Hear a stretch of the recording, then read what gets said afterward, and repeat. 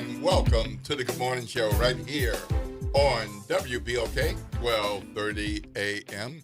I am Will Sutton, and with me is Rope Brown. Again. Yeah. Happy to have you here, my brother. Yeah, he found me again. Well, I am happy that hanging the Lord around. woke me up and blessed me with yet another day.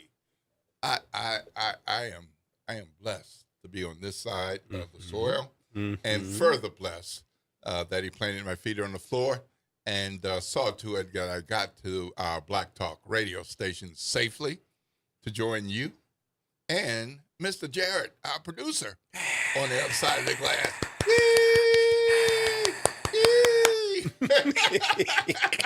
Jared's looking at us like, y'all shaking crazy. his head. You know, Yeah. what is all that?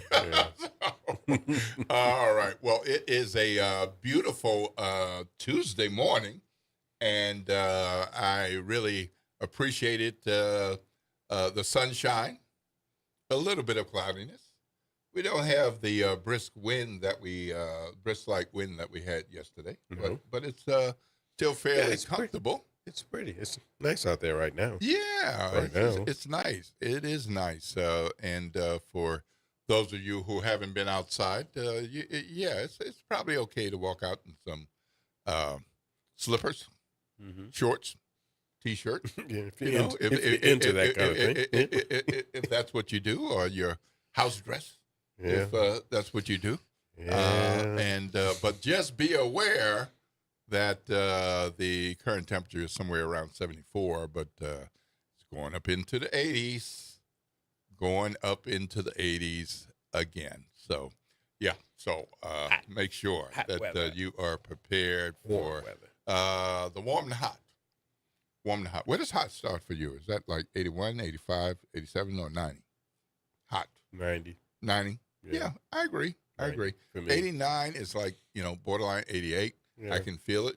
But but I still like it, and I prefer it over that northeastern and midwestern snow. Me too. That I dealt with for so long. Man, getting out of your You didn't house. like it?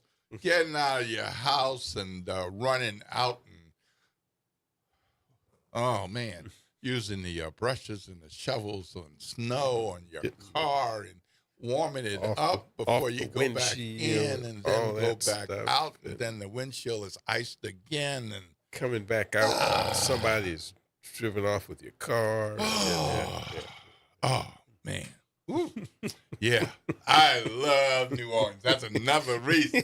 That's yet another reason I love New Orleans. I love our city. It is 7:02 a.m. and it is Tuesday. We made it from Monday, and it's Tuesday. And we got some special programming for you today and this week. We have an election coming up, and that is the early voting period is May 2 through May 9. So we're almost at the end of April.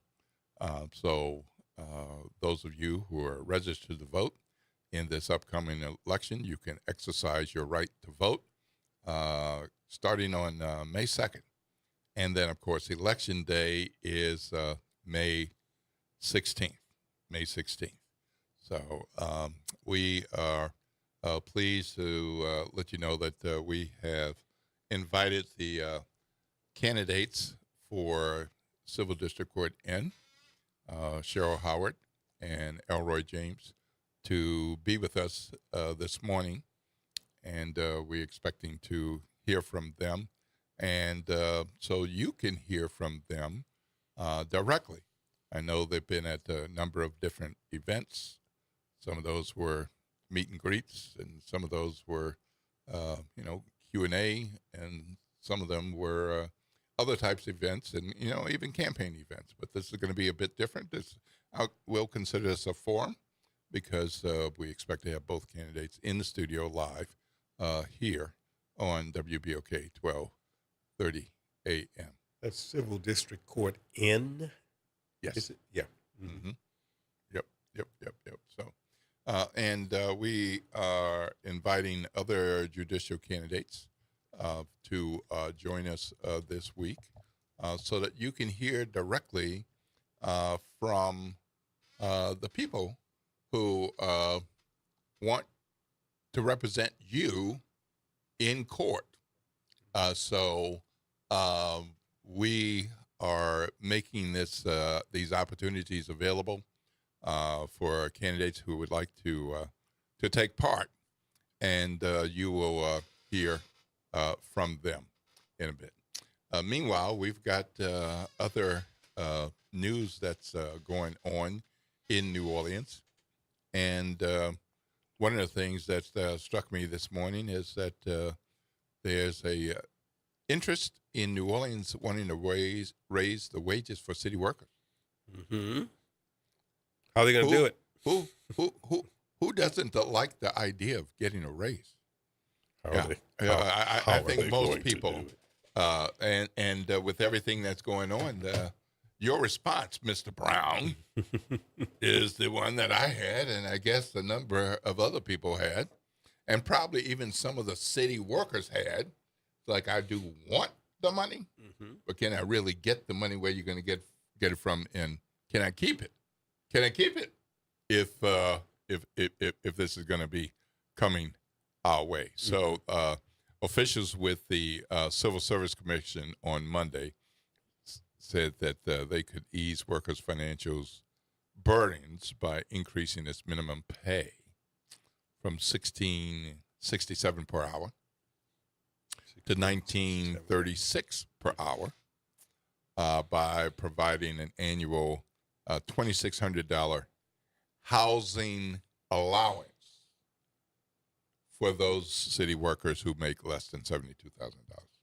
Okay. So if you make $72,000 or less, you would receive a $2,600 annual housing allowance, and the pay would increase from a minimum of $16.67 per hour to $19.36. So, well, that would be nice. Yeah, so Very nice. That's according to my colleague Sophie Kasakov, who covers these kinds of things, including housing, for the Times-Picayune, NOLA.com. And so it's good to have journalists and community people who go to these various meetings so they can hear the other parts of government that's not, by news conference, right, or ribbon cutting, and things that do matter a lot. But of course, as you said, how are they going to pay for it? And the answer to that is, well, if hundreds of city workers are on once per pay period furloughs, and that's less money than you were making because you're furloughed and not being paid. And then there are 36 positions that were cut to help deal with the $222 million deficit. Well, it might take more than that. Yes, absolutely. It is going to take more than that. Yeah. And so this proposal is coming up at a time when it's costing the city leadership quite a bit of time, interest, and money to figure out how to deal with the deficit. And now they want to give a raise. So it might take a little while, but I'm happy to hear that they're working on it. Right. Yeah. Look, it is 7:08 a.m. I am Will Sutton. I'm here with Ro Brown. After the break, we're going to hear from judicial candidates Elroy James and Cheryl Howard. They would like to have your vote. We're going to talk with each of them, both of them, live in studio right here at WBOK. There is opportunity for you to listen. If you want to send us notes via the chat or email, feel free to do that. Right now, we can take that break so we can prepare for our candidates. This is WBOK, 12:30 a.m. What New Orleans is talking about all day long.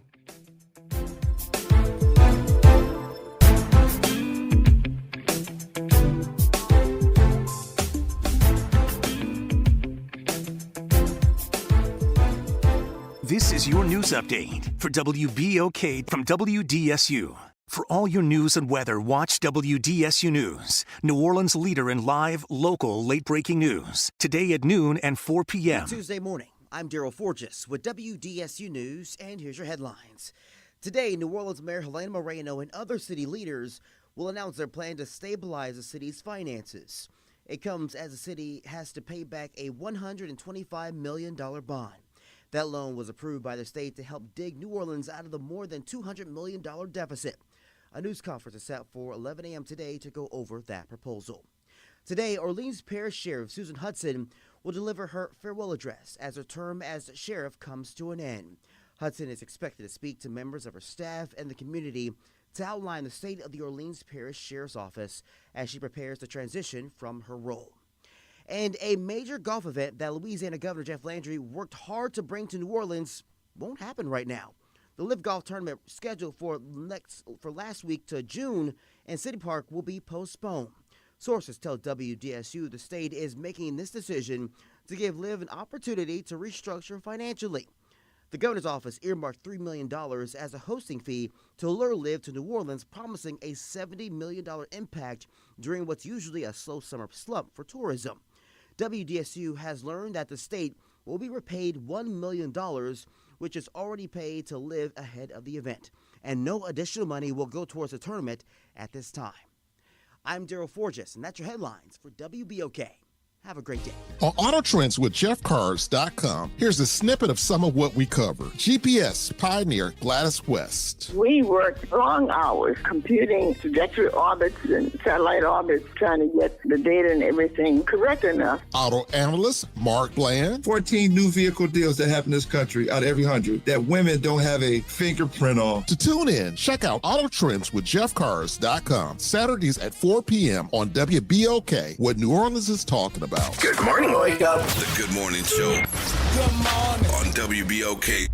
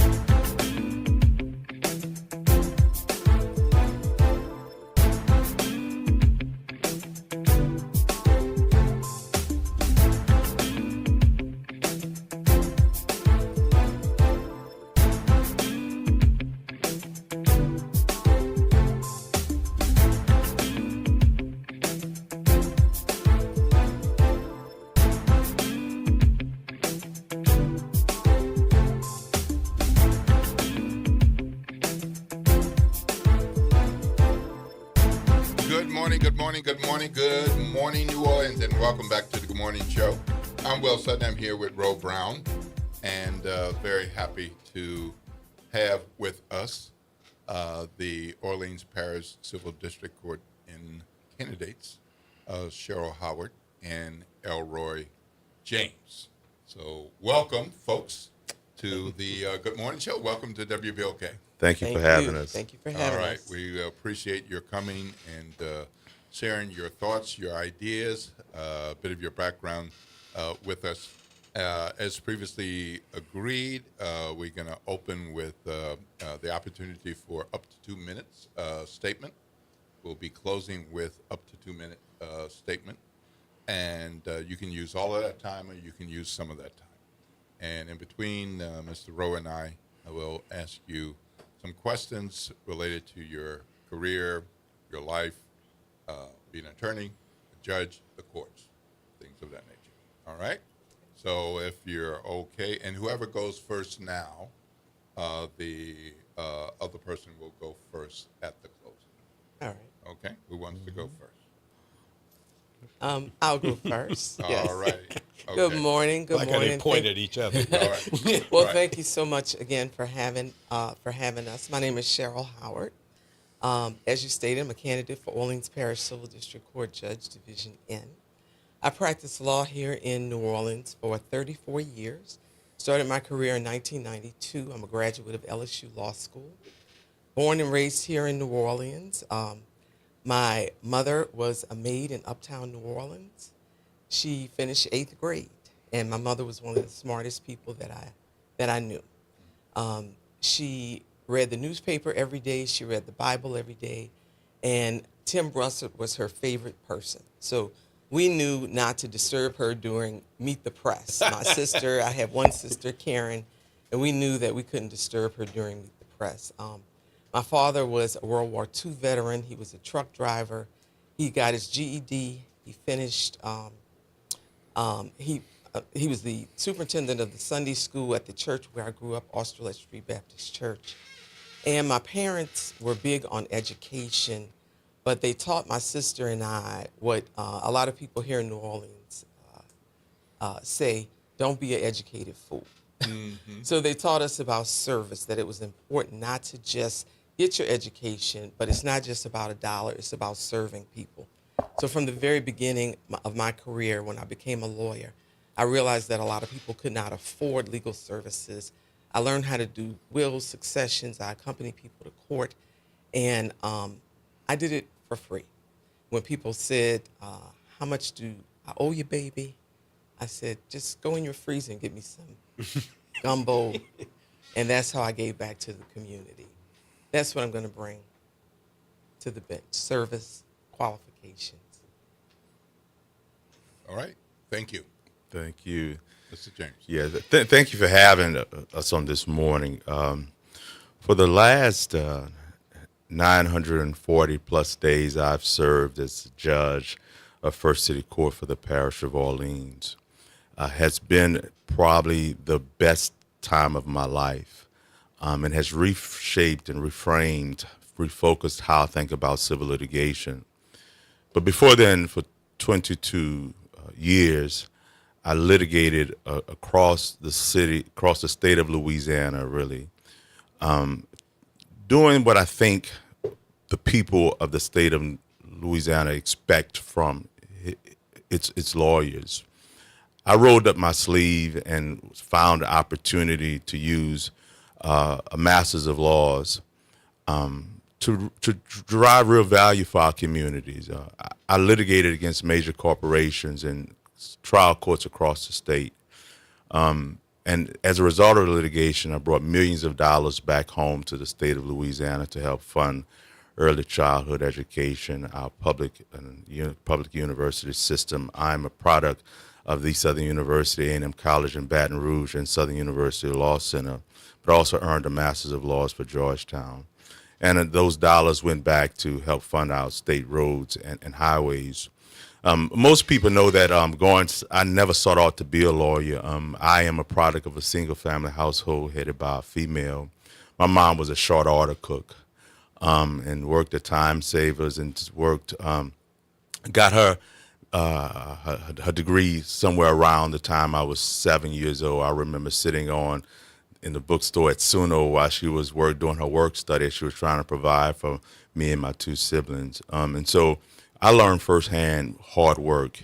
And since I've started working at 15, I've only worked hard. I've worked hard for the citizens of the great state of Louisiana, the citizens of New Orleans, and I want to work for the citizens of Silver District Court. All right. Thank you very much. So this seat is open because of a vacancy. Prior to this seat being vacant, and therefore the opportunity for those who qualified to run, were you thinking about being a judge in this court? And prior to that, when did you start thinking about moving from being an attorney to a judge, Mr. James? Yeah. You know, I started my career in Silver District Court as a judicial law clerk, probably around the time I met Ms. Cheryl Howard. And so I cut my skill as a litigator in Silver District Court, learning the motion practice space. When did I think about serving the people of the citizens of New Orleans as a judge? It probably honestly started around 2020. I ran initially for judge for Silver District Court in 2020 and failed.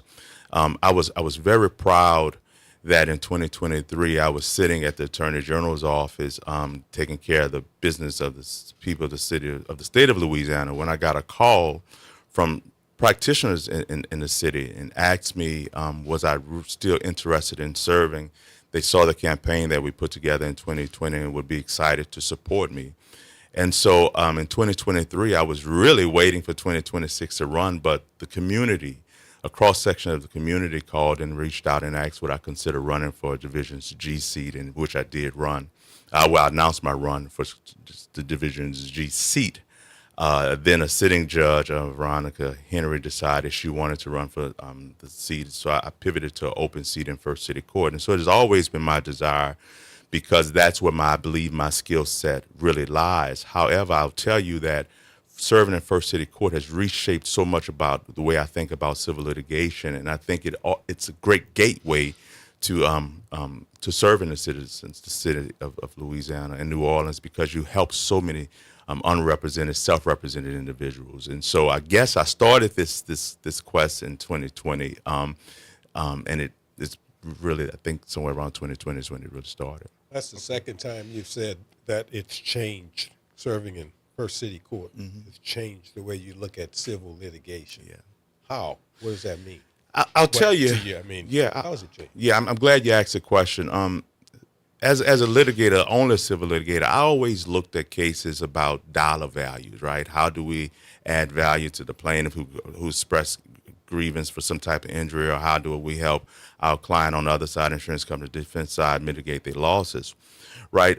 By serving in First City Court, where you see so many individuals who have no knowledge about the system, the civil justice system, who really have been aggrieved and want someone to hear out their claims, it has forced me to sit back and see as a judge what is really my real job. Am I just supposed to be a neutral arbiter? Am I really supposed to be about this access to justice for everyone, those the haves and the have-nots? And so I shape my day about how do I make sure that the scales of justice that's supposed to be balanced are balanced for those who also need the court to address their concerns. Okay, thank you. Ms. Howard, the same question to you about becoming an attorney, thinking about being a judge, thinking about civil court. How was that process for you? Well, I was always an inquisitive child. I got my undergraduate degree in journalism, actually. And it was either law or journalism. Mm-hmm. So when I went to LSU, I majored in advertising journalism, mm-hmm. Went on to law school. Moot court fascinated me. Mm-hmm. And I realized that I had litigation skills. Became a member of the Moot Court Board. Went on to work in advertising, really, at Delta Queen Steamboat Company. I worked in advertising. Always loved journalism. But then I decided law was for me. Went on to law school, graduated, immediately became a litigator, was thrown in, and started trying cases from day one. I started 1992 and did well. I started trying cases primarily in First City Court. First City Court is a court of limited jurisdiction, which means their case is valued at less than $25,000. But I started in First City Court and in Civil District Court. Eventually, I graduated to trying cases that were multi-million-dollar cases involving catastrophic injuries. And I realized that jury trials were my forte. So I began trying jury trials in Civil District Court as well, learning from judges, learning from other attorneys. And in 2003, Chief Justice Burnett Johnson asked me if I wanted to sit as Judge Pro Tem in Civil District Court. And believe it or not, initially, I was not. I'm sorry. Initially, I said no. I wanted to continue practicing, but then she said, "I need you to sit on the bench." Okay. I did. So follow up to that, talk about the transition into judgeship. So you can be asked, or you can have it as a dream. Was it a dream? Was it a goal? Or was the question the prompting to move you into thinking about being a judge? Well, it wasn't a goal, but it was the experience. As Mr. James said, we met. Actually, he was my law clerk for a while. I mean, I was appointed in Division M, where he was the law clerk, and it was a short period of time. Yeah. But that's where we met, in Division M. And so I enjoyed it. Both plaintiff and defense attorneys asked me to consider running for judge. I wasn't ready at the time. 20 years later, Justice Piper Griffin appointed me. Both plaintiff and defense attorneys. I was ready, and here I am running for judge. Okay. Well, So you guys work together. Not quite. I think she time. was appointed because the judge I worked for was removed from the bench. I had left by then, but I used to visit Kelly over there. Well, Yeah. But we did. I passed that cross because of an appointment. Yes. Okay. Yes. Your paths did cross. okay. Yeah. We've already talked a lot about why people want to be a judge. For both of you. What does it mean to you to be a judge? It sounds like a simple question, but what does that mean? Do you just like to wear the robes, or what? No. I'm being facetious, but what does that mean to you guys? Being a judge is you're a public servant.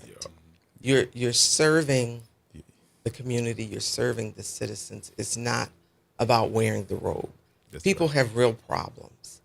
People have issues that need to be solved. Correct. Judges need to be experienced. They need to be prepared, and they need to understand the law. They need to have compassion, and they need to be ready every day and have a mind of a servant. Yes. They have to have a servant's heart. But they also need to be ready to be firm, to be decision makers. That's what a judge needs to do. Yeah. Be fair and impartial, and listen. Yeah. Value the time of the attorneys that come before them. Value the time of citizens whose lives are on hold a lot of times, who can get caught in the system for years. Judges need to be very cognizant of that. Yeah, bro, it's really the most humbling thing I've done in my life. I have been involved in leading in communities, community organizations, and really boots on the ground in our community, making sure that the needs of our community is being met. However, my service as a judge has probably stripped me of what I really believed humanity was about. I think your best judges are those who take the bench and understand that every day is a service to the public, irrespective of the attire we are required to wear to make our decisions. You are truly a public servant, and every day that I sit, I'm sitting and seeing individuals who want issues resolved, don't understand our system of justice, and just want somebody to hear them, to be fair, to be prepared, and get it a ruling out within a reasonable amount of time, right? And I've seen when delays happen how the phones in the office are ringing because they just want to know why and when. Mm-hmm. The most humbling experience I've ever had. We're talking to Elroy James and Ms. Cheryl Howard. This is a forum. They are candidates for Orleans Parish Civil District Court, Division N. Yes. So at this point, I would offer each of you the opportunity to ask your opponent a question. I ask you to make it as brief as possible, up to a minute or less, and to you have up to 2 minutes to respond to the question. Ms. Howard, your question for Judge James. Judge James. Yes. I know you were with the Attorney General's office. And it was Governor Landry, currently Governor Landry. He was A.G. Landry at the time. And I think in a recent forum you said that Governor Landry was a pretty good Attorney General. What was it about Governor Landry, in your opinion, that made him a good Attorney General? Well, Ms. Howard, I don't recall that taking place in the forum that I've participated in. I can tell you that my time as with the Attorney General's office, I worked in the gaming division, and many times we were responsible, and all the times we were responsible for making sure the integrity of the industry that we know can be fraught with criminal activity was protected. And so we did a lot with making sure that individuals who are controlling our slot machines and our video poker machines were not had offenses that disqualified them from gambling. I made sure that those individuals who own truck stops and their family members who own truck stops had the necessary clearances from the state police to protect gaming. And so that's what my job was with the Attorney General's office, protecting gaming and making sure that our industry is always protected in the state of Louisiana. Okay. Mr. James, your question for Ms. Howard. Yeah. Ms. Howard, you have a distinguished record litigating cases in Civil District Court. And I believe all of the work you've done was good work because I know you as a person. Wonder how do you believe your many years representing insurance companies and major corporations would impact your abilities to answer the real world problems that people present in Civil District Court? So I have spent 34 years as a litigator. I've represented both plaintiffs and defendants alike. I have worked for insurance companies who insure real people, who insure business owners. And in insuring business owners and real people, I make sure that I protect as best I could folks who are in danger of having their wages garnished, having their property taken, because everybody is not on the plaintiff side of the V. Some folks, lots of folks are on the defendant side of the V. And they are fearful of what's called an excess judgment. They're fearful of losing their homes, their businesses, and it's my job to represent those folks. And those folks are often very thankful that they did not face a garnishment or the loss of a home or the loss of a business as a result of being involved in litigation. And those plaintiffs that I have represented as well are also thankful for the work I've done as a seasoned litigator who has tried in civil district court over 100 judge and jury trials. And if you would just do a simple name search in civil district court, you'll see where I have handled over 700 cases in the very court where I seek to now be elected. So qualifications, experience, that's very important. I know my way around the courtroom. I know my way around the courthouse. And what's also important to know is that the Louisiana Supreme Court trusted me twice.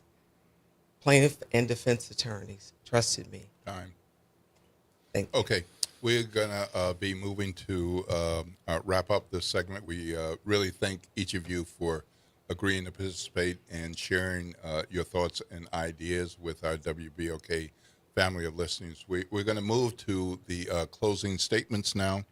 My request is that in your closing statement that you can use up to 2 minutes, that you cover at least these things.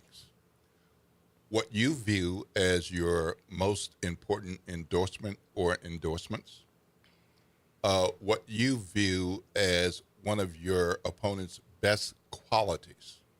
Best what? Best qualities. Yeah. And what is your vision for this court? 2 minutes? Absolutely. All right. So, come on, Mr. James and Ms. Howard. I know y'all lawyers, but come on. You can talk like television people like me for a little while. Okay. all right. You went first. So you're going first, Mr. James. Thank you. Okay. Again, thank you to the WBOK listeners and the staff. I have had the opportunity of serving as your judge of First City Court for the Parish of Orleans, Section B, for roughly 945 days. It has really been an honor of my life. I started my career in Civil District Court as a judicial law clerk and used those skills to litigate across the state of Louisiana on behalf of its people. And so I am proud that everything I've done, people could quantify it and see that it has helped people. And as judge of First City Court, I have been committed to helping people. I believe the biggest endorser of my campaign is the people, the cross-section of the city of New Orleans. I'm proud to be the solely endorsed by the New Orleans Democratic Party. I'm proud, as recently as yesterday, I've earned the endorsement of Life and Coup. I'm proud that a cross-section members of the Louisiana Bar Association has publicly supported my campaign. I believe my colleague, my friend, Cheryl Howard, is a very nice lady, not very skillful lawyer. However, she's never been elected to serve. I don't believe the appointment by political officials outweighs the will of the people. We are seeing that play out in our society today when we circumvent the will of the people. I have been elected by the people to serve as a judge. What's my last one? Which one? The vision. The vision for the court. The vision for 20 seconds. Yeah, the vision for the court is the vision that I have for Section B of First City Court. Is accessible to the people. Doors always open. Being prepared. Being a judge who's prepared, ready to serve, careful in his decision, and want to make sure that justice is dispensed for everyone. Thank you. I'm Elroy James, number 52 on your ballot. I need your support. Thank you so much. Thank you. Thank you very much. The New Orleans Bar Association conducted a poll of attorneys, both plaintiff and defense attorneys, who practice day in and day out in civil district court. Overwhelmingly, to the tune of 64%, those attorneys selected me as their candidate to sit in Orleans Parish Civil District Court Division N. And there's a reason for that. The reason is because I have been in the trenches with those attorneys, many of whom I practiced with, and many of whom I presided over their cases. Now, I just heard Judge James talk about I was not an elected judge. And just very briefly, he spoke about the fact that he ran for judge, and he did fail, and I'm not, denigrating that. But he actually did not run for first city court judge. He walked in unopposed. I was appointed by the Supreme Court unanimously. And that I'm very proud of that. Not once, but twice. In 2003 and then again in 2023. On both instances, when I was appointed, I had both plaintiff and defense attorneys urging me to run for judge. The first time I was not ready. The second time I said, folks have real problems. We have a wealth of experience that's leaving the bench. I'm an experienced attorney, and I want to use my experience to help the citizens of New Orleans. Jury trials are very important. I have jury experience. I know my way around the courtroom. My vision, and Judge James and I have known each other for quite some time. For quite some time. And Judge James, I can say he is a very nice person. I have enjoyed my time knowing Judge James, and I can say that we don't talk to each other on a daily basis. We haven't through the years, but we are friendly, and he's a nice person. I know his family. But what I will say is experience matters in this case. We see why experience matters. Time. I do ask you for your vote. I'm number 50. I'm number 51 on the dot on the ballot. All right. Thank you. There's one question we didn't get to, and so I do want to ask this before you leave. I know we just did closing statements, but there is a constitutional amendment on the ballot, Amendment number 5, that has to do with judges' ages in Louisiana. Currently, the mandatory retirement age is 70. If approved by voters, this would move that from 70 to 75 without going into great detail. Do you support that amendment? Do you oppose that amendment? Ms. Howard. I have a very brief answer. If the voters say yes, I support it. Okay. Mr. James. Federal judges, lifetime appointments. If the voters support it, I'm, as a judge, is here to support the will of the people. Okay. Well, thank you very much, Cheryl Howard and Elroy James, candidates for civil court. And the early voting starts May 2nd. May 2nd. And continues through May 9th. Yes. The election day is May 16th, and they each would like your support. Feel free to run back this forum. It was recorded on WBOK's YouTube channel and on Facebook Live. You can run it back. You can share it with those that you think should be participating and being civilly engaged in this political process. It is 7:43 a.m. I'm Will Sutton, and I'm here with Ro Brown. We're going to be moving to more of the Good Morning Show after the break. Upcoming will be Sheriff Susan Hudson in her last days as sheriff in Orleans Parish.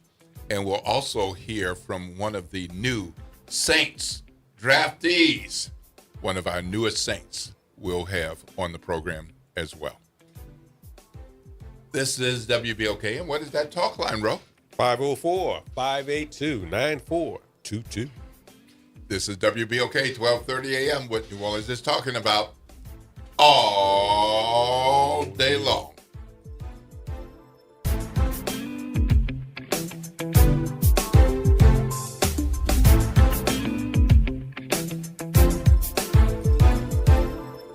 This is your news update for WBOK from WDSU.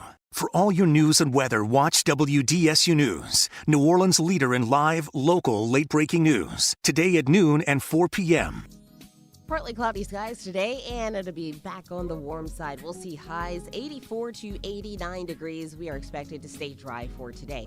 Then lows tonight, 67 to 71. We are expecting some light showers for Wednesday morning. More so, though, as we get to Wednesday afternoon into the evening, possibly into your Thursday morning. And then much cooler temperatures expected by the weekend. From the WDSU First Warning Weather Center, I'm Raven Richard.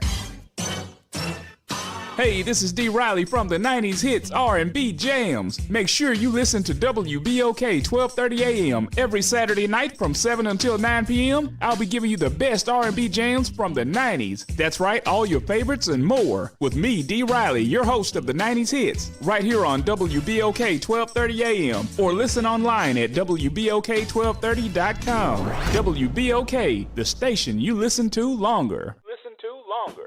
Join the New Orleans Jazz and Heritage Foundation as it brings the island vibes of Jamaica to Generations Hall at the 2026 Jazz and Heritage Gala on Wednesday, April 22nd from 7 till 10 p.m. One love, one music, one people presents an electric evening supporting music, education with iconic performances by the Wailers featuring Julia Marley, Big Sam's Funky Nation, and the Don, Moose Jameson's Heritage School of Music All-Stars featuring Deacon John. Visit jazzandheritagegala.com for more information.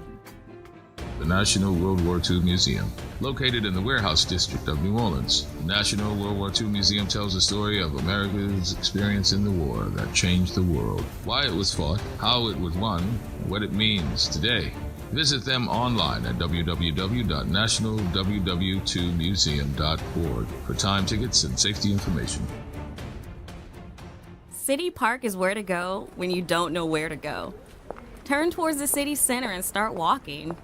Before long, you'll end up where you belong, at the heart of the city, New Orleans City Park. Stroll along the reeded marsh, wander through the sculpture garden, rest and recharge beneath ancient oak trees. This is where your spirit goes to grow. It's in our nature to yearn for nature. NewOrleansCityPark.org, heart of the city. Greetings and salutations. I am Elwood B. Coulon Smith, chairman of the board of the New Orleans Regional Black Chamber of Commerce. We'd like to invite you to tune in every Wednesday at 12 noon on WBOK to listen in on Black to Business and be a part of the movement that's going on. Thank you. Well, Saints of God, this is Pastor David Impartan Sr. coming to you over the airways of WBOK, your favorite host of Change Your Water, Change Your Mind. I want to invite you to our show every Saturday from 1 o'clock to 2 o'clock p.m. That's Change Your Water, Change Your Mind. I want you to invite your family and friends to a broadcast that's designed to change your life, the way you think, the way you act, and what you eat. We want you to tune in every Saturday at 1 o'clock, WBOK, 1230 a.m. See you on Saturday. This is the Bloomberg Black Business Beat. The number of black summer associates at law firms is shrinking to its lowest levels in more than a decade. That's according to a survey by the National Association of Law Placement. And as part of a larger trend across industries, in reaction to a conservative push to end race and gender-based preferences in hiring and in school admissions. I spoke to Bloomberg Equality reporter Jeff Green, who says this decline could be just the tip of the iceberg. We haven't even begun to see yet the impact of enrollment based on that affirmative action decision. The NALP folks said that's probably not going to show up till maybe next year's class. So you'll have the other side of that ratio affected. The number of black people who were in law school may also be diminishing. Conservative legal strategist Edward Blum is a name to watch here. He's led several successful initiatives to curb DEI in places like law firms. I'm Bloomberg's Justin Milliner on the Black Business Beat. It's deck days at Lowe's, and the savings are stacked. Right now, pros get 15% off all in-stock composite decking from top brands like Trex, TimberTech, and Decorators. Plus, get a free DeWalt 20-volt max 5-amp-hour battery when you buy a select DeWalt tool. The deck's stacked in your favor with brands pros trust. Our best lineup is here at Lowe's. Valid through 4/22 while supplies last. Selection varies by location. Confidence is knowing you're ready to handle whatever comes your way. That's what it feels like to take on your workday with Cintas. They make sure your AEDs are up to date, your fire extinguishers are tested and inspected, your floor mats are cleaned and delivered, and your workwear looks good, feels good, and is freshly laundered with the Cintas Apparel Plus program. So are you ready to take on today? Visit Cintas.com and get ready for the workday. Hey everybody, it's Graylin Bryant Banks and Kimber White Dupree from the front porch. Some combos are too good to miss. Now you can pull up a chair to the front porch anytime. Just search WBOK Media and subscribe to the Front Porch Podcast. Download, share, and hit us with a 5-star rating because New Orleans culture deserves to be heard loud and clear. Calling all Dillard University alumni near and far. It's time to come home to the Oaks. May 7th through May 9th, we're bringing the Blue Devil spirit back together, honoring milestone classes ending in 1s and 6s, and celebrating the legacy, the culture, and the connections that make Dillard unforgettable. Don't miss your chance to reconnect, reminisce, and relive the magic.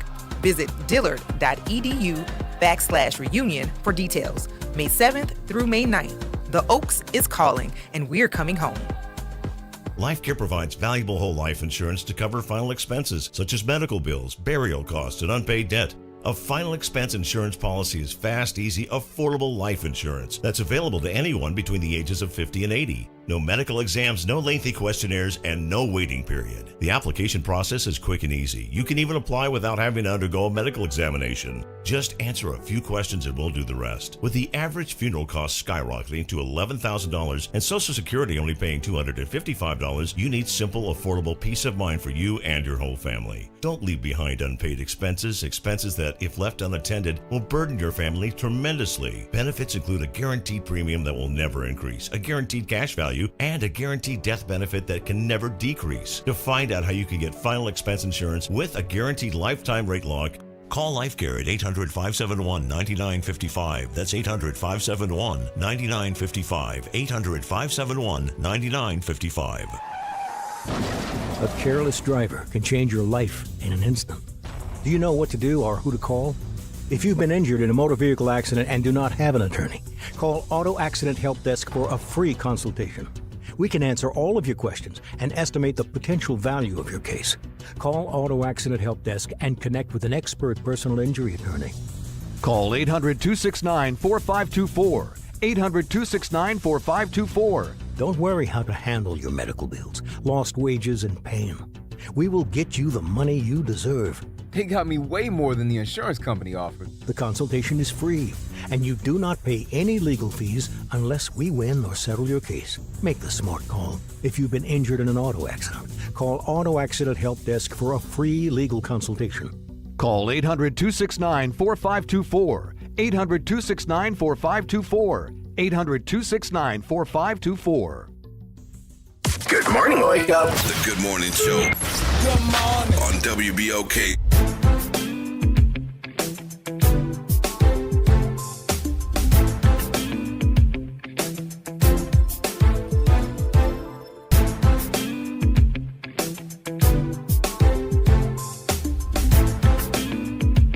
Good morning, good morning, good morning, good morning, New Orleans, and welcome back to the Good Morning Show. I'm Will Sutton, and this is Ro Brown. Good morning, everyone. Sitting next to me, off to my right. Yeah. And Jared behind the glass, making sure everything comes off on time and as planned, and then adjusting accordingly to whatever we need to adjust to. It is 7:53 a.m. It is a school day, folks, so if you're going out and about and, at or near our schools, keep in mind that the school zone speed limit is 20 miles per hour. So slow down and make sure that our babies and our kiddos get to school in a safe way so they can take care of their business and get that education. That was a good forum with Cheryl Howard and Elroy James. Yes, it was. Like I told them both, I can't do it, but I'd vote for both of them. Yeah. That's just me. Right. Yeah. And I was glad that both seemed qualified. Right. Yeah. Yeah, I was glad that they both came. They both participated. They answered the way they wanted to answer, and I was glad we were able to get in time for their thoughts on the constitutional amendment number 5 and their questions for each other. Yeah. So I thought that was informative.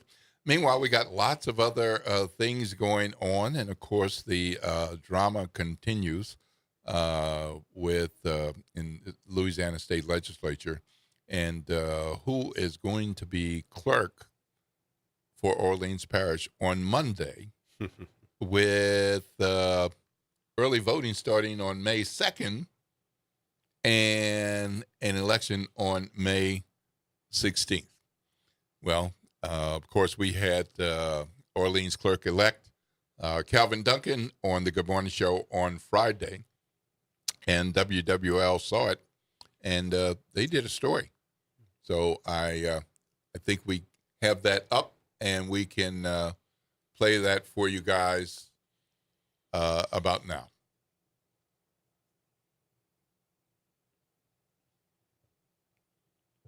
Soon as the governor signs it, which could be in the next few days. But some worry combining the clerk's offices in Orleans abruptly would lead to chaos. Clerk of Criminal District Court-elect Calvin Duncan is sounding the alarm on what he thinks will happen if the legislature is successful in eliminating the position. He appeared on WBOK last week.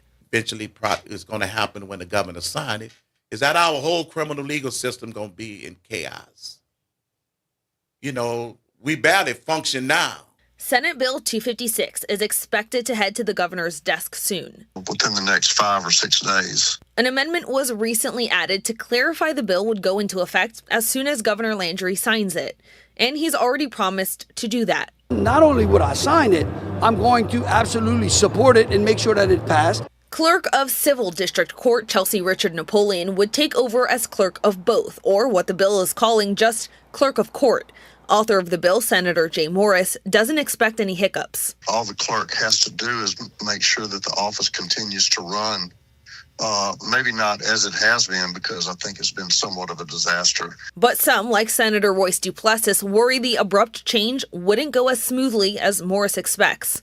The public needs to understand that there is no real plan. There's no plan for transition. This is not about efficiency or operations. In fact, we believe it's pretty clear this is going to lead to inefficiency. And there may be lawsuits. My belief is that if he does do that, then there will be several grounds upon which a federal lawsuit can be filed. We tell voters their vote counts, and we assume, and they assume, that by voting that their wishes as to who will occupy that seat will duly not only be elected, but serve in that capacity. Morris tells me he doesn't expect any possible lawsuits to impact the bill going into effect. Now, we are still working to talk with Clerk of Civil District Court Chelsea Richard Napoleon. Okay, so WBOK, Good Morning Show, making some news with the interview with Calvin Duncan.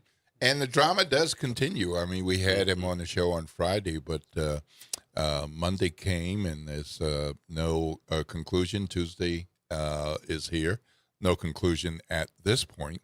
The conclusion would be if the legislature takes the final steps, passes it through the entire House and Senate, sends it to the governor, and then the governor signs it.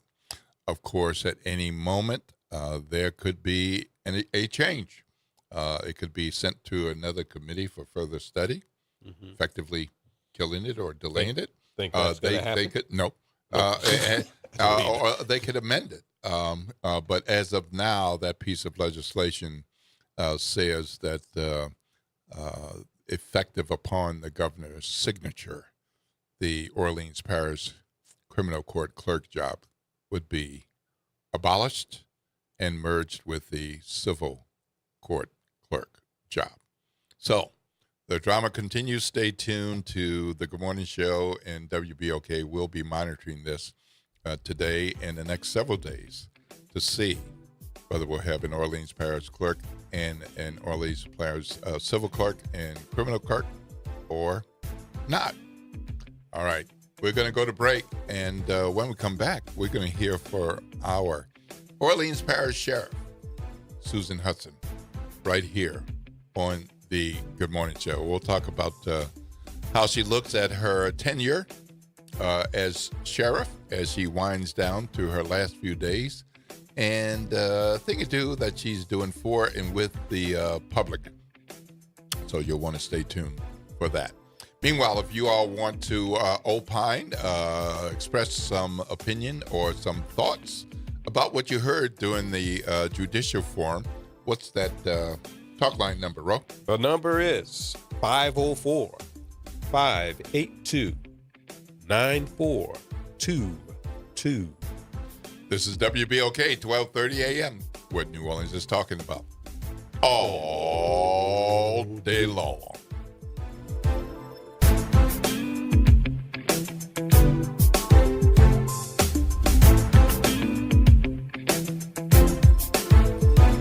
WBOK New Orleans, home of the Good Morning Show, 7 to 9 a.m. weekdays. I'm Bree Wood with BIN News Now. Texas lawmakers are holding a hearing today on Camp Mystic, where 27 children and counselors died in a catastrophic flood. State Representative Wes Verdell. People are disappointed that Camp Mystic's being attacked a lot. State officials say the camp's emergency plan failed to meet requirements with missing flood maps and staffing gaps, giving operators 45 days to address the deficiencies. Two white brothers, Jesse and Jordan Coleman, in Illinois, are facing attempted murder and hate crime charges after prosecutors say they carried out a racist armed attack on Black Danville alderman Jaleel Jones and two friends while they were fishing. Authorities allege the confrontation involved racial slurs and gunfire. And Akon is once again defending his views on polygamy, saying men and women are not equal when it comes to relationships. In an interview with Justin LeBoy, the singer argues men are naturally wired for multiple partners. Get BIN News Now on demand 24/7 on the iHeartRadio app. Good morning, wake up. The Good Morning Show. Good morning. On WBOK.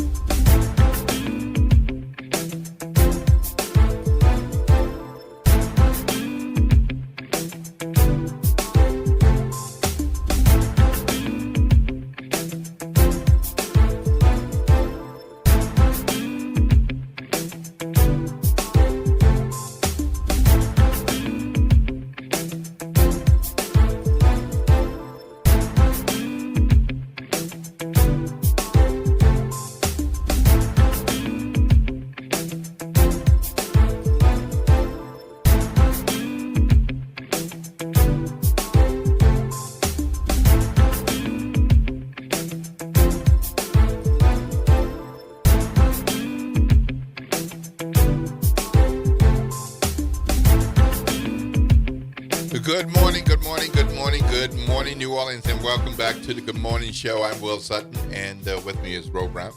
On the other side of the glass, we got Jared holding it down. Make sure everything goes according to the plan and making adjustments along the way. Well, as promised before the break, we have with us Orleans Parish Sheriff Susan Hudson with us. Good morning, Sheriff. How are you? Good morning, Will. Good morning, Ro. Glad to be here.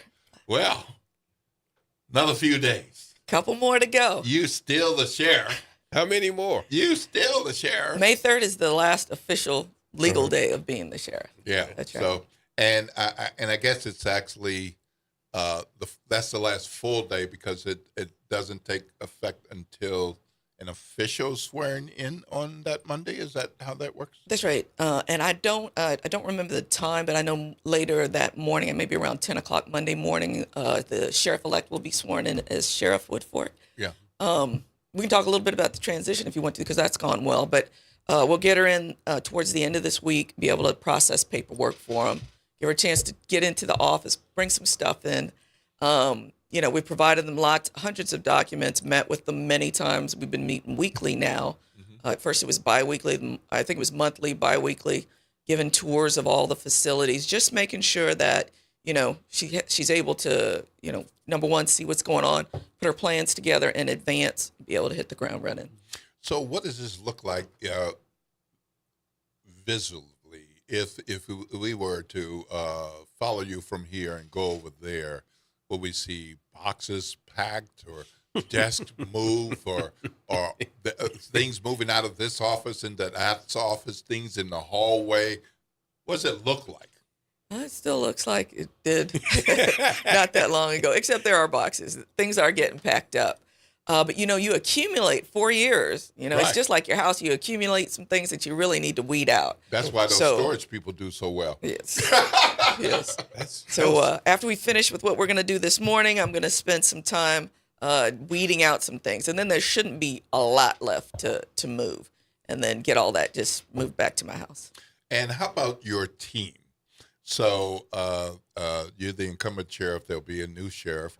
But you have a senior team that you worked with over the last few years. And I will say, hope you don't mind my saying it this way, you evaluated the team you had at first. Yes. And then you made some changes. Yeah. And so the team you have now is the team that you felt that you needed to further improve things during your tenure. And looks like they've stuck with you. And done some good work. What can you say about that team? Well, I'm grateful for them all. So, when you first get into office, you don't know what you don't know. You've got 17 years of a different administration. You're making big changes. So you need those folks to help drive that message, make the work happen. The sheriff sits at the very top. The work is done below that, and you've got to have strong leaders to make sure that happens. So a lot of the things that I'm going to talk about later today, all the achievements that we've had started with that first group. So don't want to disparage anybody, but just to say, there are changes in an administration, and it's not for everybody. The sheriff's department, because you run a jail that is 24/7, way overpopulated and understaffed, it's all day, every day. It's 24 hours a day, 7 days a week. People don't know this, but there is no leave for the sheriff. It's just all day, every day. Mm-hmm. So there's a lot of work to be done. So I was glad that they helped start it. This second crew that came in helped us get to a lot of achievements, which I'm looking forward to talking about today. Great. You ran for this. You won. You ran for re-election. You lost. Yeah. What did you do well? What did you accomplish? What are you going to tell people this afternoon? I guess was the easy way to ask that. Yeah, 10 o'clock this morning, we're going to have an event and I'm releasing a report about the work that we did. Mm-hmm. We did a lot well. So first of all, with 50% staffing, and we were under that to start with, we did everything for the city. But let me back up and just say what an honor it was to serve the city. Mm-hmm. The greatest honor of my life. This has been important work. And we helped move this city forward, and we're going to talk about that today. But releasing a report that talks about all the work that we did, understaffed, underfunded, and overpopulated. So what we've been able to do is simply what I promised I would do, Ro, during the campaign, I said I would take care of our deputies. I would do better for those in our custody, give them more resources and opportunities to give up that old life. I said that I would bring this organization into the 21st century instead. It was still in the 20th century. In terms of technology, and then there were broken infrastructure that needed to be fixed. And then I said I would bring the community on this ride to be a part of it, because it takes a village to reform this really, really big organization. And we've done that. And we're gonna put some of that out. When you talk about deputies, I got 2 raises for deputies. They had not had a raise for 5 years, and they were making $15.50 when I got it. $15.50 to you may have to do 2 pods. You may have to supervise 2 pods. With 60 individuals in each pod, one or 2 deputies doing that. That's really, really tough work, especially when you have a high volume of charges, felony and violent charges in the jail. So we took care of them. We got them new equipment. Some people were on the pods. Now the pods are locked. You're locked in there until the doors are open, and they didn't have radios. We made sure that deputies have radios. They have body-worn cameras. That's for accountability and for their protection. For those who work the street, we got tasers and more training. Our training academy is now accredited by the American Correction Association, the only one in the state with that, and the only time this organization has had that accreditation. And then we got we took care of number 1, deputies. 2, we said those in our custody. we had about 4,000 folks be able to get programming in this jail, even understaffed. And we're going to talk about all the mandates of the consent decree, which are great.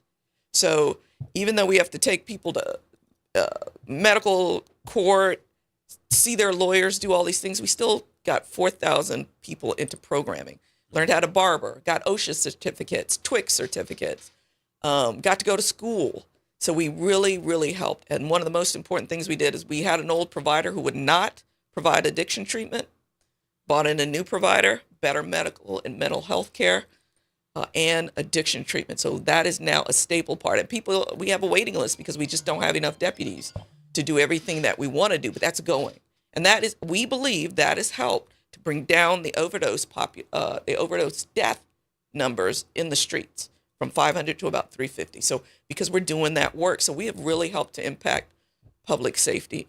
And one other thing, because I want to brag a little bit, Dr. Ron Bailey from LSU Psych, because LSU Psych is now our provider, one of our providers for mental health care. Mm-hmm. He just attained the presidency of the American Psychiatric Association, the first ever correctional psychiatric person to do that, in part because of the work that we're doing in this jail. So it's innovative, it's cutting edge, and it's important work if you know that the jail is full of people with mental health, addiction, and trauma.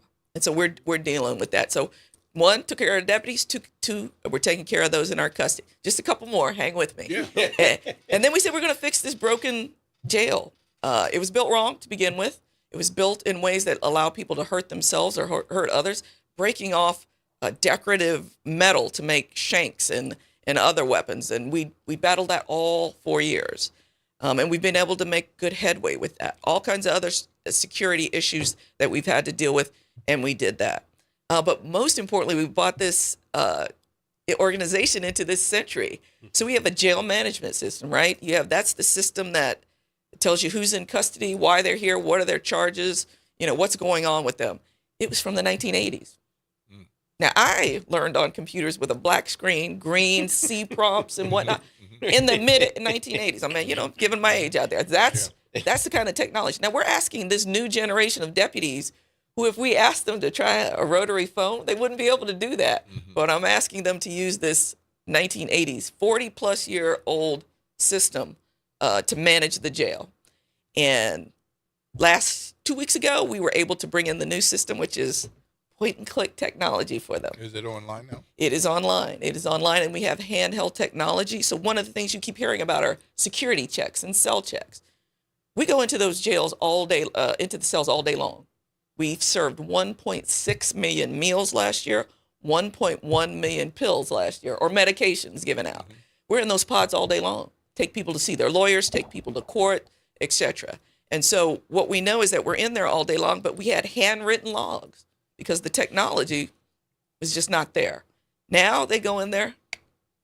I checked on Johnny. He's safe. It's in the system. We could not prove that we were doing these checks. That's one of the big issues. Now we can do that, and it's point-and-click technology. So I want to go back to your senior leadership team. Okay. During this transition, if you know, will any of them be a part of a transition or a part of the new administration? Some have already left. So I'm not going to name names or do anything like that, but some have already left. I'm not sure exactly what the sheriff-elect has planned. Okay. She has meetings with them. She's able to meet with them on her own and talk about what she wants to do moving forward. And I want her to be able to, in her own words, say what she wants to do. Mm-hmm. But that they've been big for me. I miss them already, those who have already left, because 4 years of just grinding and taking care of business and helping to do all the things that we've done. And bringing the community into it, because I didn't talk about 4, which is community leadership. They did most of our programming, except if it's like medical or mental health. They did most of our programming and helped us educate people and get them TWIC certificates and job training and barbering or whatever the case was. Our community did that work. So just very excited about that. But, she'll be able to create her own team. And with the transition that we've had, she'll be able to, they've been able to, she brings a number of people in when she comes. Mm-hmm. I don't know what their roles will be But she brings a number of people in who can see what's going on, who've been able to see what's going on in advance. Okay. And let's go back to the number of deputies. How many were there when you arrived? How many do you have now? And with phase 3, how many do we need? Organization-wide, we probably have around 350. We need around 500. So there's an additional 50 needed for the news phase 3, and we needed 100 to 150 in the jail. So we still need ones in court. We're still not fully staffed in either court, civil or criminal.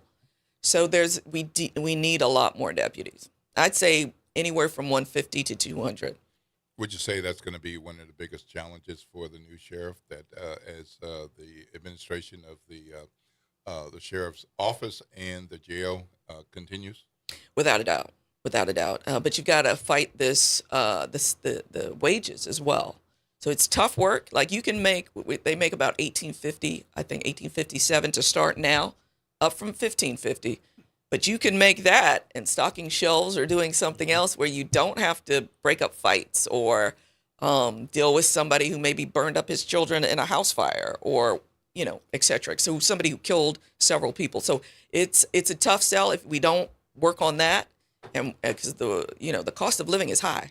So if we don't work on that for them, that will continue to be a challenge. It's not everything, but it's an important thing. You've been around, and you talked about the transition going very well. You said it's gone very well. So what did you tell your successor that maybe you thought that maybe she might not be aware of? Because I'm sure when you came in, there was something that, you knew it was tough, but you got in and you went, wow. It's always that way with something. Oh, yeah. So, what kind of things we're talking about here? That's a great question, because the infrastructure. So you look at, I told you we serve 1.6 million meals per year. That's a big kitchen warehouse that we have to run. It's the power plant of the agency. You're running a power plant, a water treatment center. So you're dealing with the plumbing. We had plumbing issues we had to deal with. You've got to deal with all of that. And then we also had to bring phase 3 online. I didn't want it, but I have it. So we had to make sure it could connect to the power plant and the water treatment system. And that's moving along nicely as well. So I had to take on that job as well. But it's the infrastructure. That is one of the biggest parts of this job. Mm-hmm. And I don't know if she knew that fully, because we talked about it during the campaign, but now that she's been able to tour all the locations, and that's being one of the biggest ones, she's gotten a chance to see how big of an enterprise that is. It's big. It's a lot of work. So you're wrapping up this job in the next few days. And I assume that now that you've had a little bit of time to consider next chapter,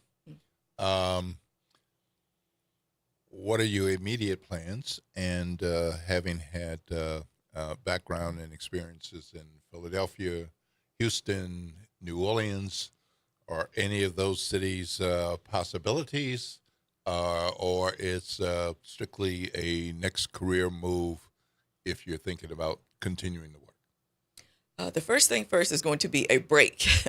Like I said, the sheriff is the sheriff all day, every day. There is no leave. So, and I haven't had a real just break. So I'm looking forward to that. And I'm going to take a good one and just decompress from this role. 24 hours a day, 7 days a week.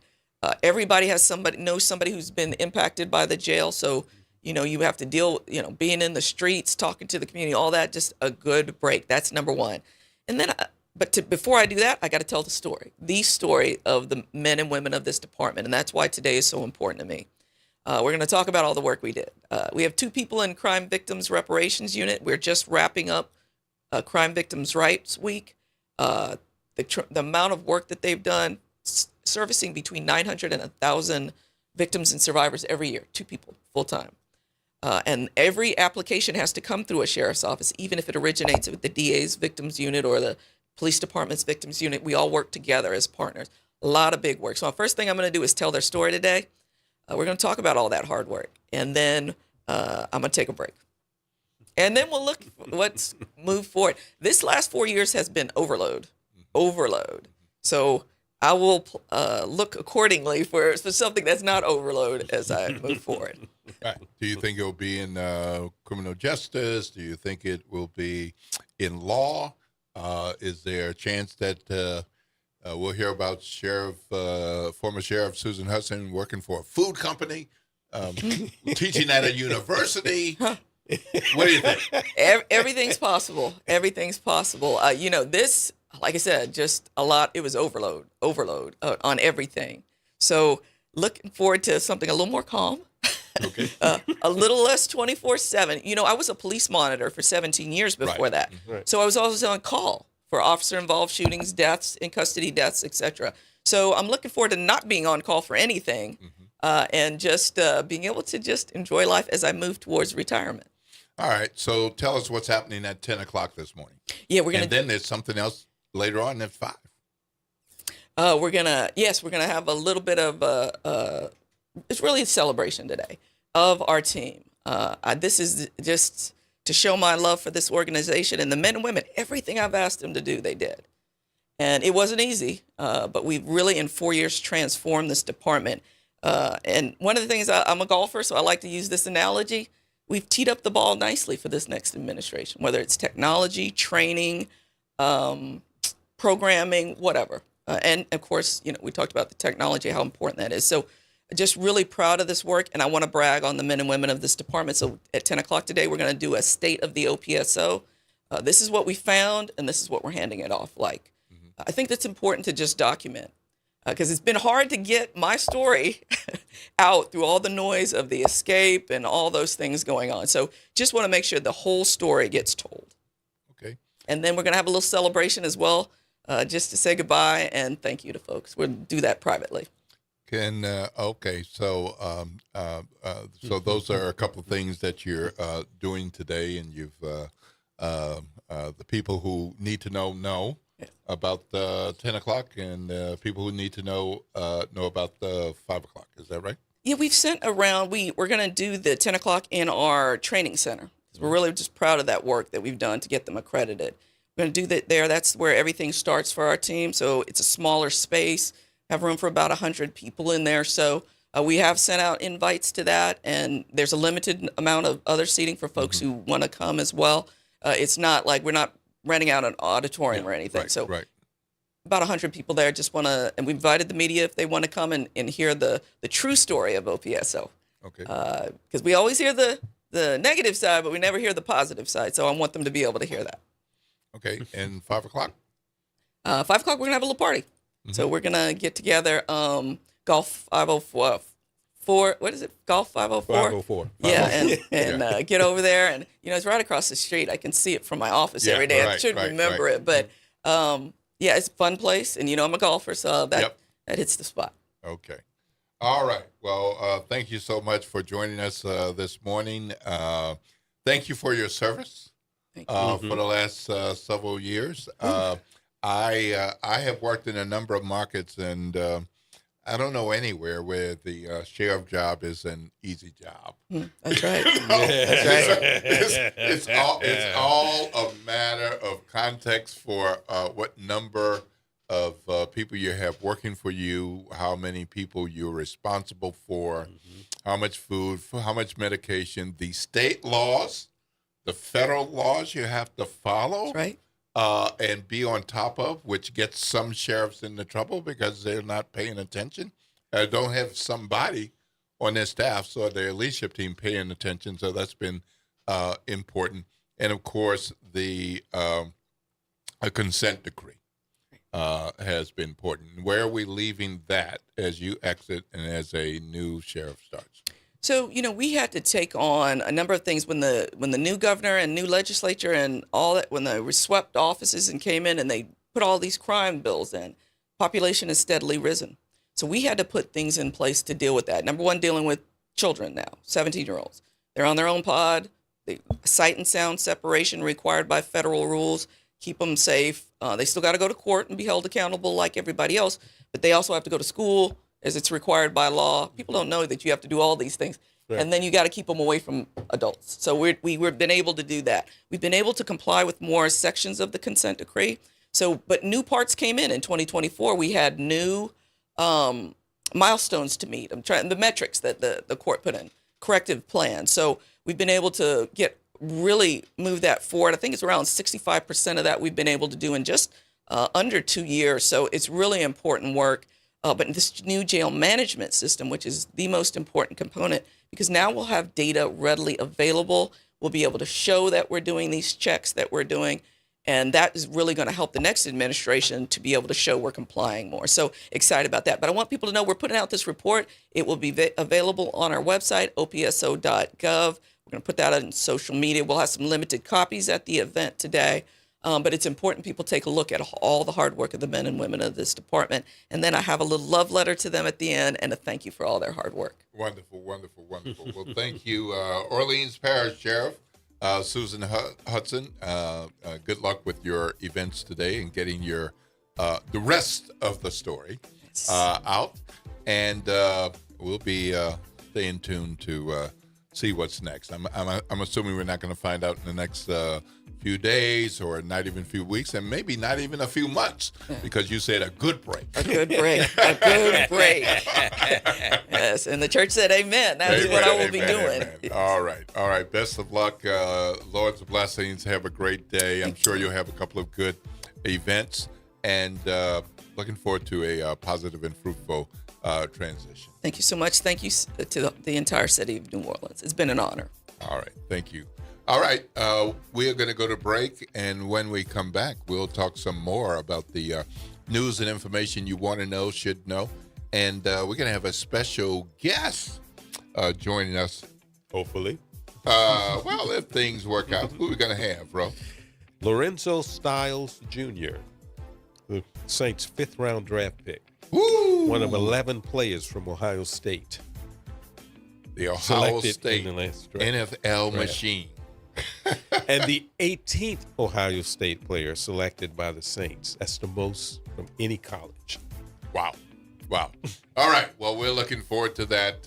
Right after the break, we'll be back, and we've got some more news and information. And I know some of you all paid attention to our judicial forum, and you might have some comments about that as well. What's that talk line number, Ro? 504-582-9422. This is WBOK, 1230 a.m., what New Orleans is talking about. All day long.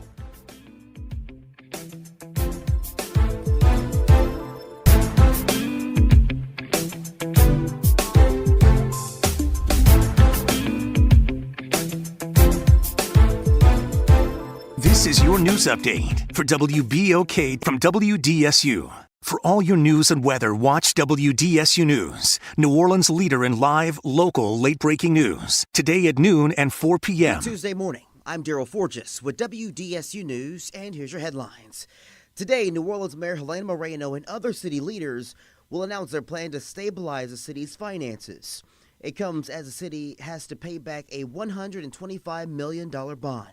That loan was approved by the state to help dig New Orleans out of the more than $200 million deficit. A news conference is set for 11 a.m. today to go over that proposal. Today, Orleans Parish Sheriff Susan Hudson will deliver her farewell address as her term as sheriff comes to an end. Hudson is expected to speak to members of her staff and the community to outline the state of the Orleans Parish Sheriff's Office as she prepares to transition from her role. And a major golf event that Louisiana Governor Jeff Landry worked hard to bring to New Orleans won't happen right now. The Live Golf Tournament scheduled for last week to June in City Park will be postponed. Sources tell WDSU the state is making this decision to give Live an opportunity to restructure financially. The governor's office earmarked $3 million as a hosting fee to lure Live to New Orleans, promising a $70 million impact during what's usually a slow summer slump for tourism.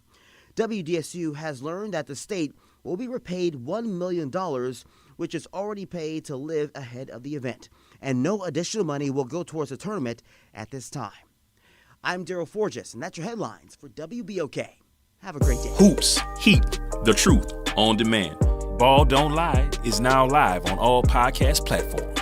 Tap in, search WBOK Media, find Ball Don't Lie, and bring the fire with you wherever you go. Download, share, and leave that 5-star review because the game doesn't stop when the show ends. This is your news update for WBOK from WDSU. For all your news and weather, watch WDSU News, New Orleans' leader in live, local, late-breaking news. Today at noon and 4 p.m. Partly cloudy skies today, and it'll be back on the warm side. We'll see highs 84 to 89 degrees. We are expected to stay dry for today. Then lows tonight, 67 to 71. We are expecting some light showers for Wednesday morning. More so, though, as we get to Wednesday afternoon into the evening, possibly into your Thursday morning. And then much cooler temperatures expected by the weekend. From the WDSU First Warning Weather Center, I'm Raven Richard. Hey, everybody, it's Graylin Bryant Banks. And Kimber White Dupree. From the front porch, y'all. You know how we do. Every Monday is Moving Monday. And Tuesday is Trivia Tuesday. And y'all know we have nothing but bad cheering coming through here on Wednesday. But stick with us. On Thursday, we travel. That's right. And Friday's Free Your Mind Friday, so get your brass up. Something on your mind? Want to get it off your chest? Holla at your people. WBOK 1230 AM, the station you listen to. All day long. Join the New Orleans Jazz and Heritage Foundation as it brings the island vibes of Jamaica to Generations Hall at the 2026 Jazz and Heritage Gala on Wednesday, April 22nd from 7 till 10 p.m. One love, one music, one people presents an electric evening supporting music, education with iconic performances by the Wailers featuring Julia Marley, Big Sam's Funky Nation, and the Don, Moose Jameson's Heritage School of Music All-Stars featuring Deacon John. Visit jazzandheritagegala.com for more information. City Park is where to go when you don't know where to go. Turn towards the city center and start walking. Before long, you'll end up where you belong, at the heart of the city, New Orleans City Park.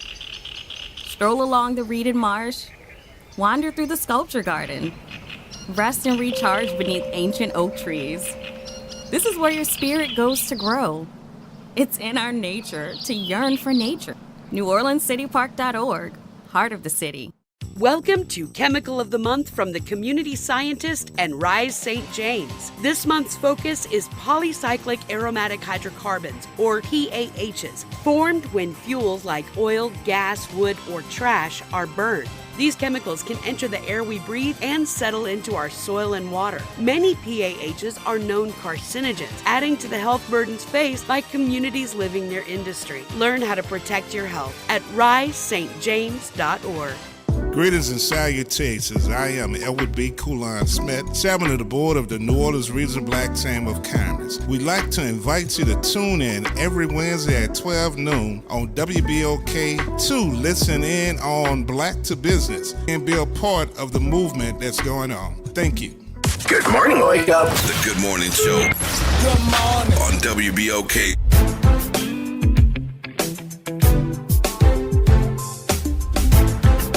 Good morning, good morning, good morning, good morning, New Orleans, and welcome back to the Good Morning Show. For those of you all who have been with us since the 7 o'clock hour or the 8 o'clock hour, but if you're just tuning in, you're right on time because we're happy to have you here with us as a part of our WBOK family of listeners. It's 8:32 a.m. You got somewhere to be at 8:30?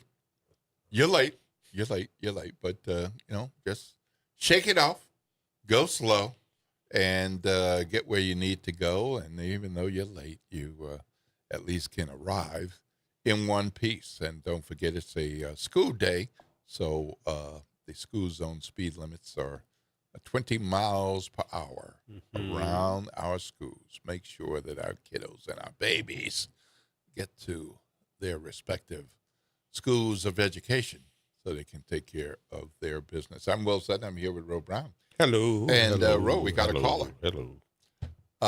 Good morning, Ryan. You're on with Will Sutton and Ro Brown. Oh, good morning. How y'all doing? I almost fell asleep listening to y'all so long. Your voice is just too constant. Sure. we not used to that sort of consistency in this world, you know. I see. Okay, what you got, Ryan? Nothing much, just a couple things, and obviously, I enjoy listening more than talking. But I'm kind of I'm like I don't know. I know it's preaching to the choir a little bit. Somebody's trying to call me, of course, but I'm preaching to the choir, I know, because oftentimes when factual, good information is being displayed in a manner that is actually that you can believe in, there's only a certain amount of people listening. But so I'm sick of the sheep in wolves' clothes. I don't know what to say really. What I'm sick of is the world using New Orleans culture as a model for success while continually depleting the resources it takes to make that sort of spirit live, if you know what I'm saying. Mm-hmm. Okay. Yeah. I don't know. It's a little abstract, yeah, but you know, that's who I is. So. Well, did something in particular strike that thought in you this morning? Something in particular listening to the show? Well, you know, I would say that when an important office like the sheriff's office goes through a transition, it's like I'm so okay. So you can go back to congressional elections in general. It's almost like a crapshoot, and the most important people that need to vote are single mothers, single fathers who are working their ass off, and they can't actually show up. So the ratio of voters is crazy. So I think in national election, I'm all over the place here, I know, but there needs to be some sort of federal holiday so that at least like maybe we get a little more ratio, you know, a higher ratio of people to vote. Because what you expect them to take off, lose $20 so they can go vote for something that it matters much to them, you know? Anyway, you know me, I'm all over the place. Yeah. But so yeah, Ryan, the fact that the division of law, yeah, you know, the two political parties make a huge, they fractured the division of law. Okay, and on a regular basis, and it's not common sense. Okay, that's pretty much all I got to say in a nutshell. So well, I'm sure that a smarter mind like yourself can do something with that. Yeah, well, I'm going to do something with it right now. So I hear you. It was some time ago that we had election day, and that was the only day that you could vote. We've since moved to absentee ballots and mail ballots. Some states have moved to everybody votes by mail, like Oregon. And we now have early voting to provide an additional option. We also have weekend voting depending on the election and the location we have. So we've established some additional pathways to vote. So let me ask you this. If we were to give people a day off, whether it's a federal day off or a state day off or whatever it is, if we were to give them that day off, should we penalize them if they don't vote, if they just take the day off and don't vote? Well, there's been actions. I read this morning that all vehicles made by 2027 have to have AI technology to record and watch and listen and see where you're fucking going. Pardon my language. I'm sorry. Come on. That's it. Right. You want my address now? I gotta cut you off. Okay. Nope. Yeah. I hear you, Ryan. But I think you get my point about yes, sir. The idea of people taking responsibility one way or another. Lois and blessings, Ryan. We got to move on to another call. Have a fabulous day. I look forward to listening. Thank y'all so much for taking the call. Already. All right. Good morning, Pop Jones. We're on with Will Sutton and Ro Brown. How are you, sir? Pop? Are you there, Pop? Pop's probably gone. Pop Jones, are you there? Pop going twice. Pop is gone. Pop. Okay. All right. Well, you can call back or we can try again, Pop. So hope to hear from you. All right. We got a call from Don. Good morning, Don. You're on with Will Sutton. Morning. You're on with Will Sutton and Ro Brown. How are you, sir? Can you hear me? Absolutely. I thought Pop was going to go to Weasel again. Pop goes to Weasel. What you got for us, Don?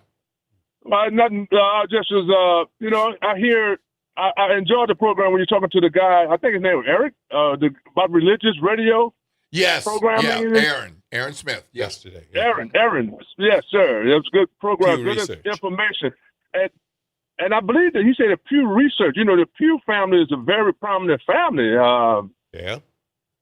Yeah, they're one of the, I think they one of the, what all company they was with. Charitable. Their charitable trust is the reason why there is a Pew Research Center. Right, but I'm talking about the company. The Pew family owned the Sunico? I'm not sure which one. I know they found a lot of money. Yeah, but that's what they put the information out there for us. That's just like the U.S. Census Bureau put out a bunch of information that we can tap into.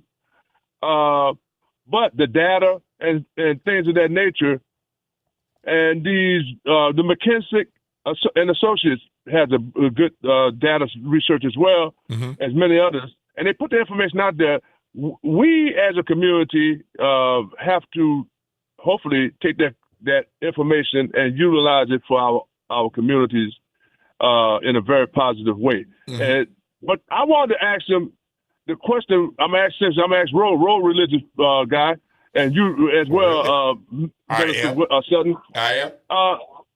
I hear these guys, I hear these athletes, and I hear these performers, actors and actresses. They'll say, "All praise to God." They say, "Why they don't have programming that relates to these athletes and these actors and actresses to have a talk show or have come in and speak on their religion or their faith? Let's say their faith, not their religion, but their faith in they believe that was instrumental in them reaching their pinnacles of their careers and things of that nature. Is it appropriate? Because when I listen to religion radio, it's more they're talking at us, not talking with us.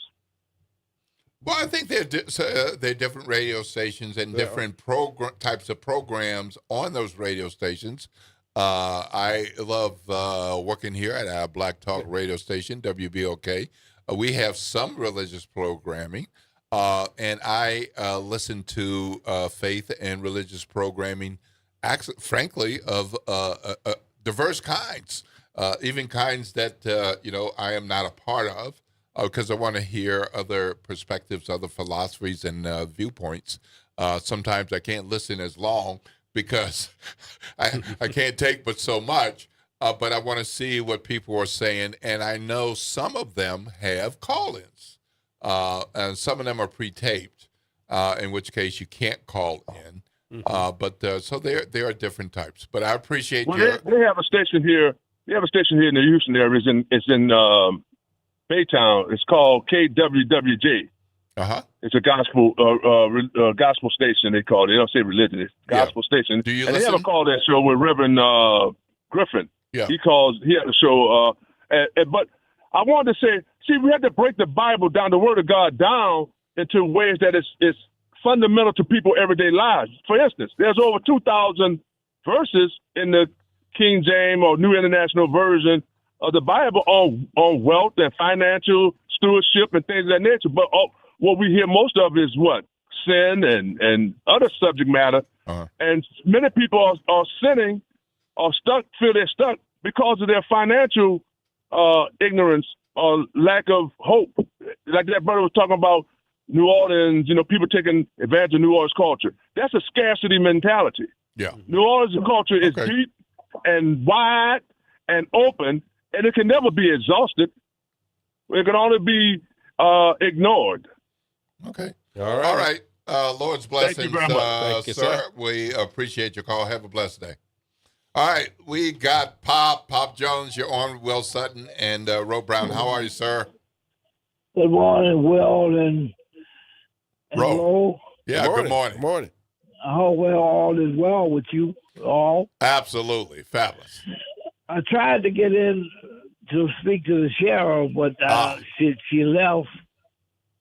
But, what did you want to say? What I wanted to ask, I know she looked like she set a real high bar for the next sheriff.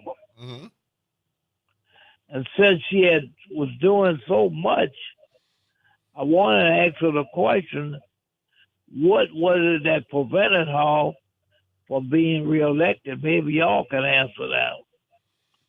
Well, as somebody who followed the campaign from the sheriff's announcement that she was seeking reelection on to the point where she put her campaign on pause, on to the point where she resumed her campaign, and watching Michelle Woolfolk, and there were other candidates who ran for sheriff.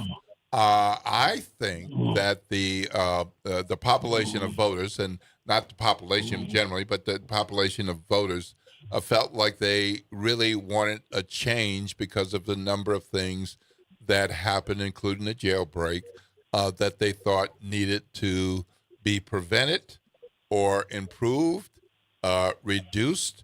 And there were other issues with the staffing of courts with deputies, and you heard the sheriff speak to that today, that she needed more deputies, and that the new sheriff will need more deputies. So I think in this particular case, that this was not a vote saying she's not intelligent, that she's not smart.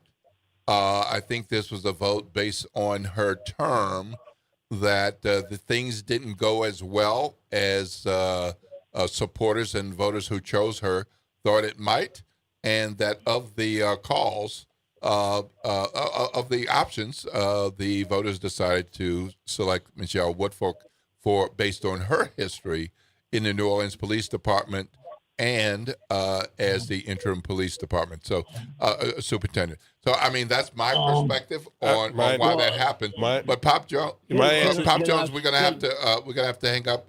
Rose gonna weigh in, and then we got my answer is short. Lord's blessings. The jailbreak is the reason why.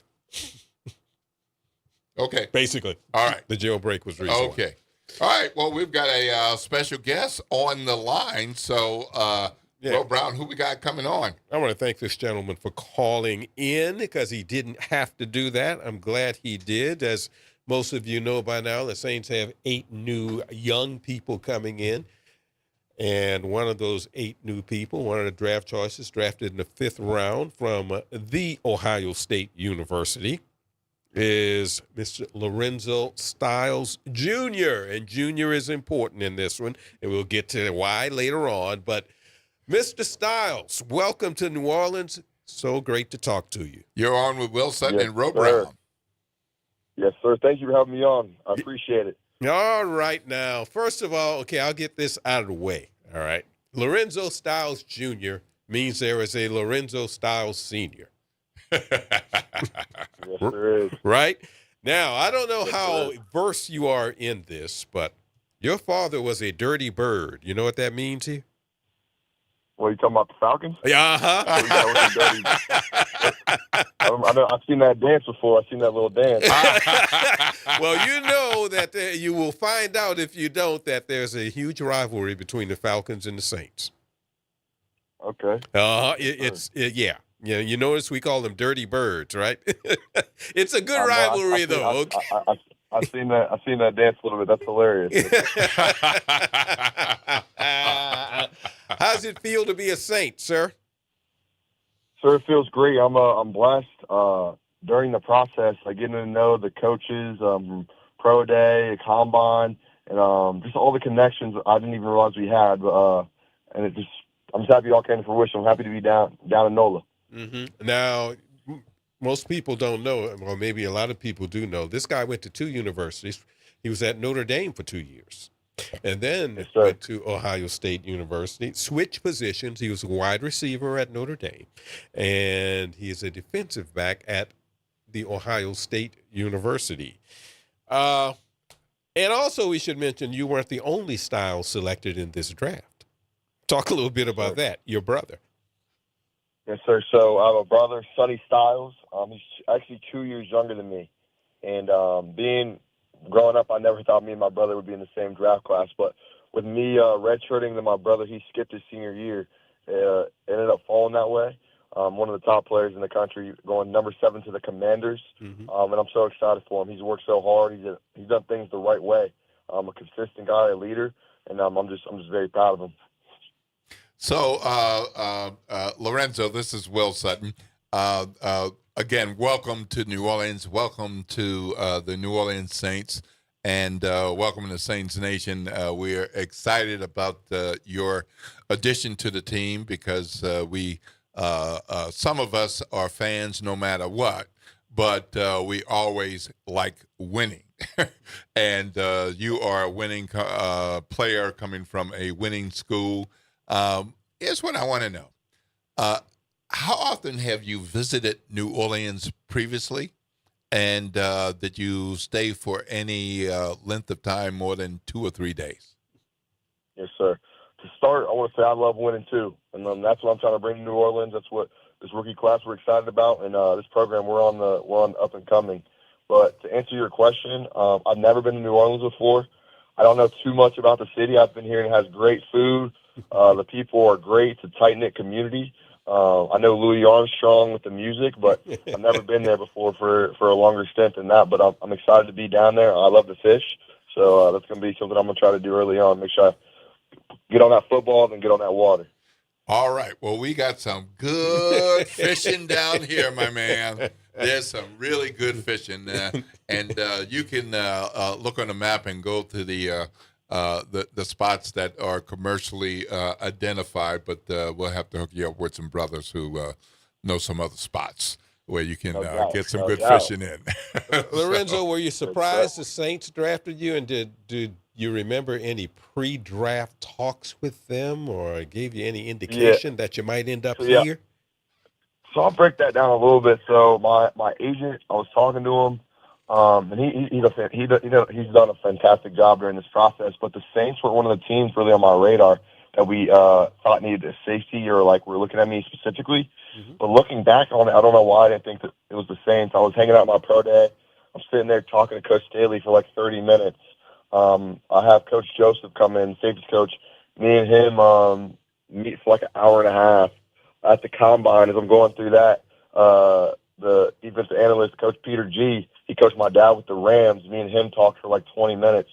So there's so many different connections. Coach Joseph actually was there when I was going to Notre Dame, so he was a little bit for that recruitment process. So I really should have known Saints the whole time. I don't know why I didn't, but I'm grateful that they did pick me up, and I'm happy to be a part with this coach, work with this coaching staff and this organization. Now, those names that Lorenzo mentioned, Coach Staley is, of course, Brandon, the defensive coordinator here, and Coach Joseph, a native New Orleanian, Terry Joseph, who is, coaching the defensive backs there. What are you going to bring? Because a lot of people talk about, and this is important, and special teams.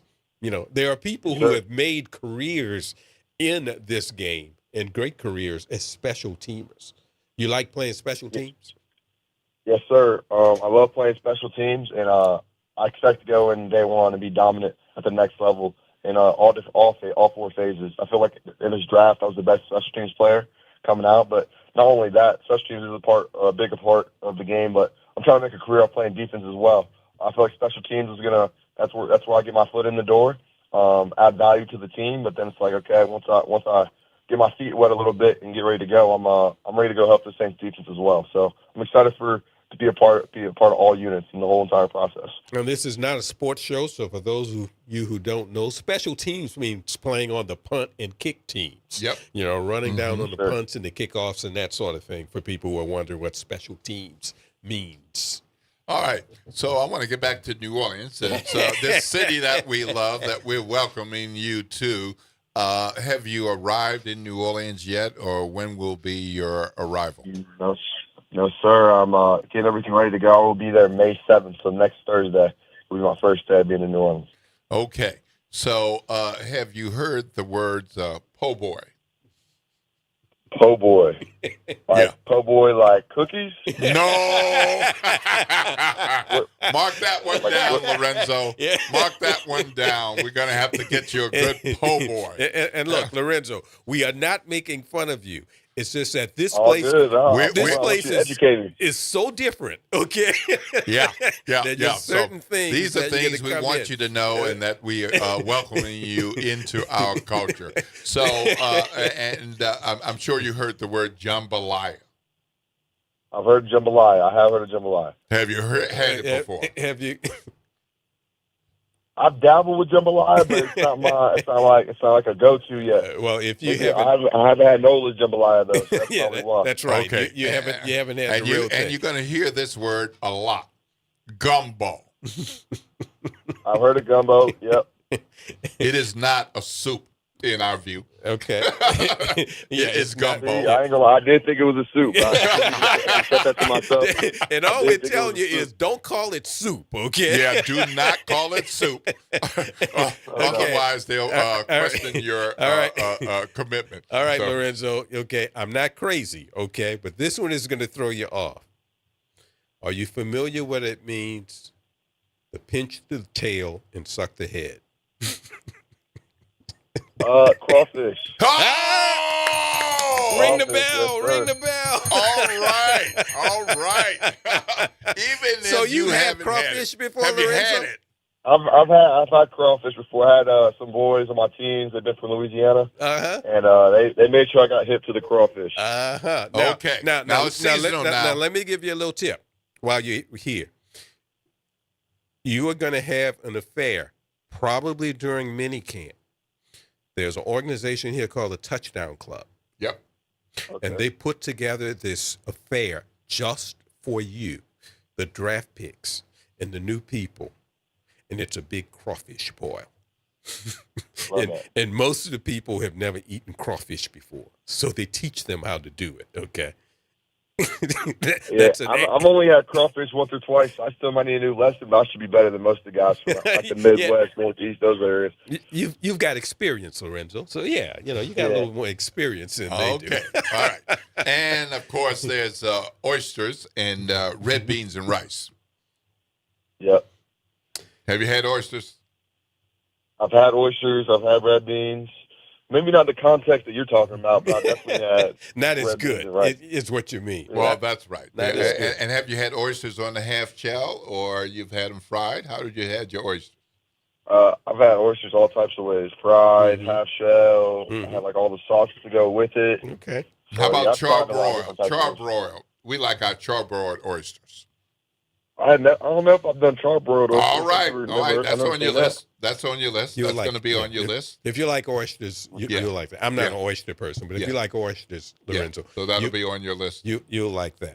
That'll be on your list as well. So are you aware that the Saints have drafted more players from Ohio State than any other college in the history of the Saints? You aware of that? I didn't know that before the draft. I really didn't know the connection and the roots. Because someone asked me that. It was my first media. I was excited, and I heard that. So I looked a little bit more into it. And man, there's been some great Buckeyes, some guys I really looked to. One in particular, Malcolm Jenkins. He was a Thorpe winner from Ohio State. That's right. A Thorpe winner is like the best DB in college football for the fans who don't know.